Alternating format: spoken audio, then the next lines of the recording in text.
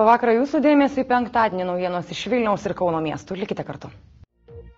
Laisvės gynėjų dienai paminėti daugiau kaip 1000 šalies mokyklų bei valstybės įstaigų langose sužibo žvakelių liepsna.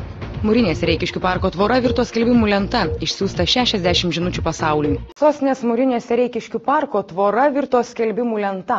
60 žinučių pasauliui išsiuntė Vilniaus dailės akademijos studentai.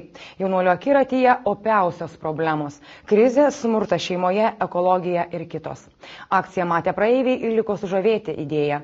Deja, abejoja jos išsipildymu. 60 žinučių per 60 minučių.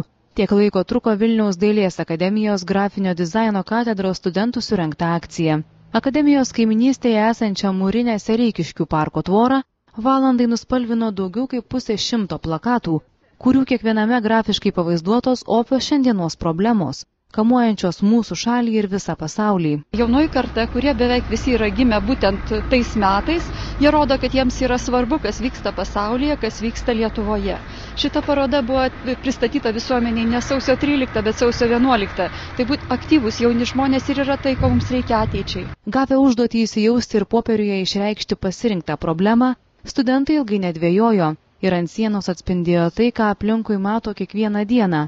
Krizės nualintų žmonės, pamirštus ir dėmesio nesulaukiančius senjorus, pasaulinė ekonomikos krizė ir kitus nepatogius reiškinius. Studentai tikina siekia į kasdienybę pažvelgti naujų kampų. Šita tema, globalinė krizė, šiaip tai man yra labai neįdomi, bet man tai ir buvo iššūkis, kad kaip galima kūrybiškai išspręsti, tarkim, panaudojant tuos pačius banalius simbolius, kaip pavyzdžiui taupyklė, kuri yra paprastai naudojama, taip labai standartiškai su visų paršeliu ir visa kita.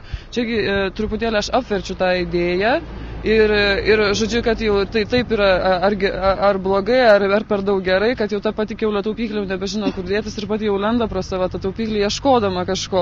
Šis plakatas yra kurtas konkursui, kurio tema yra išmaningas, protingas miestas ir Vilniaus vizija irgi yra panaši. Ir šitų plakatų norėjau parodyti, jog protingi miestai prasideda ne nuo technologijų kažkokių dėgymų, o nuo mūsų mąstymo apie tai, jog mes pradedam mąstyti apie viešą transportą, apie ekologiją, apie visą tai, kas daro mūsų miestą tokį protingesnį.